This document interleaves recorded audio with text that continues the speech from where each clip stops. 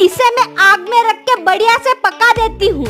हाँ बहुत गर्म है, नीचे रख देती हूँ। अरे छोटी, मैं इसे पका रही हूँ, तब तक तू भी सांभर काट देना। इसे मैं निकाल के गर्म पानी में रख देती हूँ। अब इन पिचड़ों को हाथों से निकालती हूँ। अरे अरे आग लग गई, पानी से भुजा देती हूँ।